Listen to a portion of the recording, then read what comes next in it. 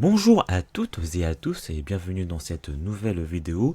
Nous allons voir dans cette vidéo très importante pourquoi vous ne devez pas automatiser toute votre gestion. Je vous invite à rester jusqu'à la fin de cette vidéo car je vais vous présenter les pièges à éviter lorsque vous souhaitez automatiser votre gestion.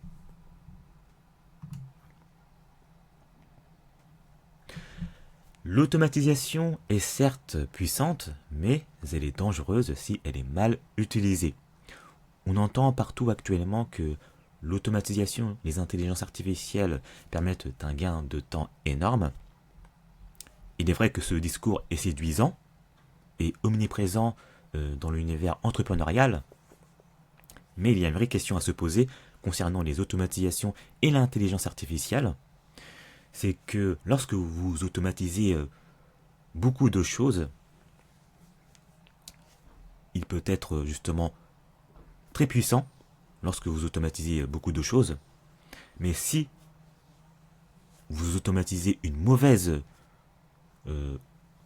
chose, cela peut créer plus de problèmes que cela n'en résout. Et dans cette vidéo, je vais vous montrer comment savoir ce que vous devez automatiser ou non.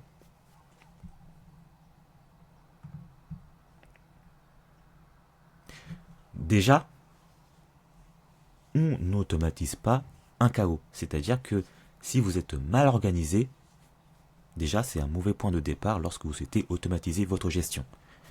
Beaucoup d'entrepreneurs découvrent de nouveaux outils, que ce soit des outils liés à des logiciels ou des outils d'intelligence artificielle. On peut citer par exemple les logiciels Make, Airtable, et on peut aussi citer des intelligences artificielles comme ChatGPT, Claude, Gemini, etc. Beaucoup d'entrepreneurs découvrent ces outils et ils se disent ok, je peux tout automatiser et je ne peux rien faire par la suite. Mais c'est un mauvais raisonnement que ces entrepreneurs ont. Comme je vous l'ai dit, si votre organisation déjà est mal, si vous avez une mauvaise organisation, c'est un mauvais point de départ lorsque vous souhaitez mettre en place des automatisations. Et si vous mettez en place une automatisation basée sur une mauvaise organisation, vous allez amplifier les mauvaises choses. La règle d'or est de structurer d'abord votre organisation et d'automatiser par la suite. Il faut y aller étape par étape afin de bien automatiser les processus importants de votre activité.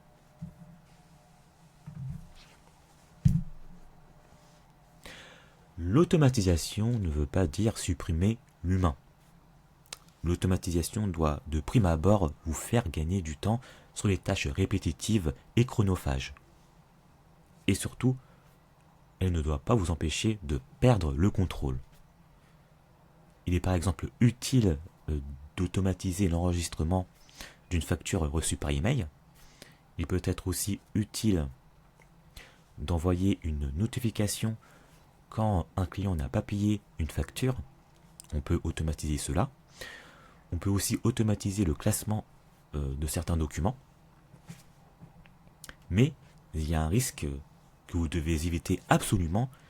Il s'agit de l'automatisation des décisions importantes sans contrôle humain. Par exemple, si vous avez des questions juridiques ou fiscales, il est très important d'avoir une supervision humaine, car ces questions changent souvent et nécessitent une explication spécifique et adaptée à votre situation. Et vous devez aussi recourir pour ces questions à des spécialistes pour avoir une meilleure information.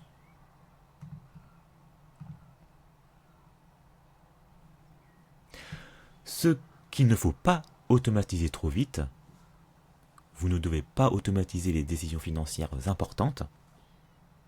Par exemple, si vous devez choisir d'investir dans un matériel ou non, ou soit décider d'investir dans un produit financier ou non, vous ne devez pas automatiser cela. Cela nécessite d'avoir un regard humain et aussi un regard d'un professionnel, si vous souhaitez recourir à un professionnel afin d'investir dans de bonnes conditions.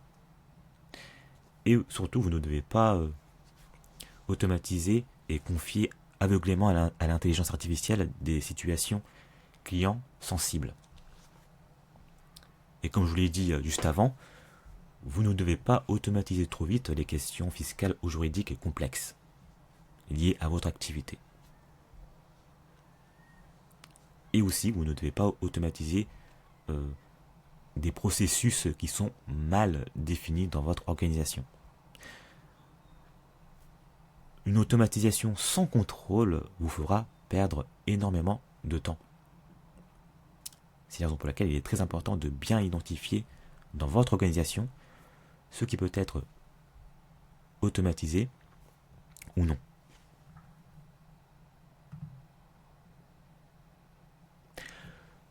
Ce que vous devez automatiser en priorité, vous pouvez déjà identifier dans votre organisation les tâches qui sont répétitives, chronophages et simples à décrire. Ça, c'est une première étape que vous devez faire. Par exemple, vous pouvez automatiser la réception et l'extraction des données. Par exemple, si vous recevez une facture par email, vous pourrez mettre en place une automatisation qui va vous permettre d'extraire automatiquement les données liées à cette facture. Par exemple, les montants hors taxes, les montants toutes taxes comprises, le nom du fournisseur, etc. Et vous pourrez aussi automatiser l'enregistrement et le classement automatique de vos factures ou de vos autres documents liés à votre activité. Comme ça, vous n'aurez plus besoin de classer manuellement dans un dossier vos différents documents que vous recevez régulièrement. Et vous pourrez aussi mettre en place des notifications et des relances aussi. Vous pouvez automatiser ces aspects. Par exemple, vous pourrez mettre en place des automatisations qui vont vous permettre de recevoir des notifications concernant le paiement d'une facture que vous devez faire. Et vous pourrez mettre aussi en place des relances clients, c'est-à-dire les clients qui vous doivent de l'argent. Par exemple, vous pourrez mettre en place des relances par email à vos clients qui vous doivent une facture.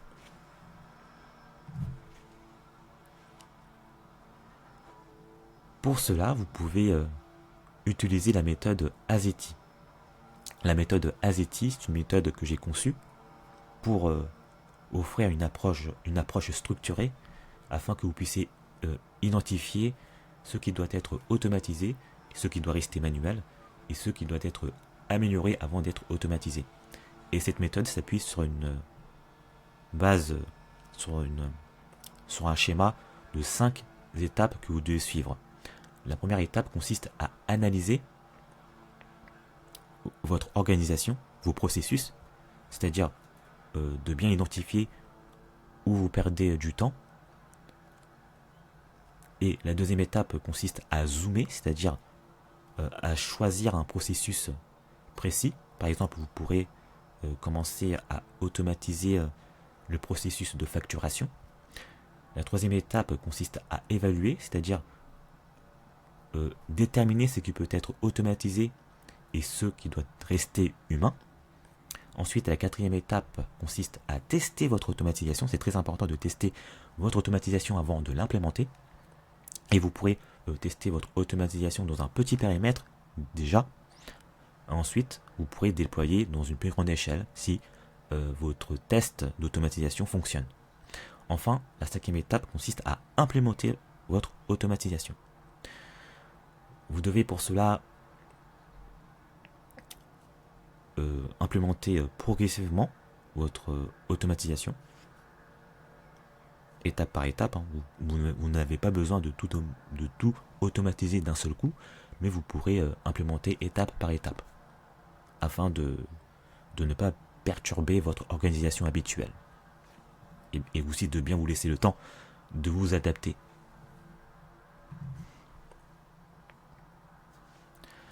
Voici un exemple concret d'automatisation que vous pouvez mettre en place. Il s'agit de la gestion des factures fournisseurs. Imaginons que vous recevez une facture d'un fournisseur par email. Vous pouvez mettre en place une automatisation qui va consister à récupérer automatiquement un document reçu par email. Et cette automatisation va vous permettre d'extraire automatiquement les données clés.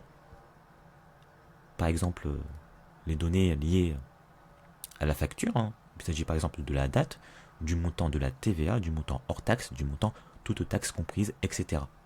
Et ces données seront enregistrées automatiquement dans une base de données. On peut citer par exemple la base de données Airtable. Et ensuite, les factures pourront être classées automatiquement dans un dossier dédié. Et vous, ce que vous pourrez faire de votre côté, vous pourrez vérifier que si le montant est correct, et vous pourrez aussi vérifier que si la facture correspond à une dépense réelle que vous avez faite, et vous pourrez aussi vérifier la catégorie de la facture. Comme vous le constatez, l'automatisation permet de s'occuper des tâches répétitives et chronophages, et vous n'aurez plus qu'à faire le contrôle des données.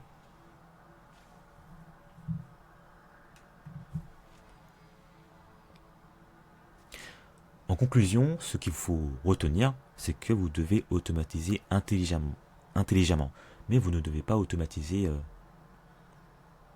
tout d'un seul coup. Vous devez garder l'humain pour les décisions stratégiques liées à votre activité et aussi pour des motifs de contrôle des données. Et aussi vous devez laisser les outils, comme je vous l'ai dit, pour des tâches répétitives, chronophages et prévisibles.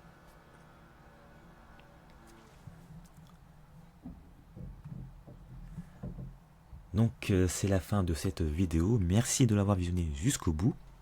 Si vous avez des questions, n'hésitez pas à me les poser dans les commentaires.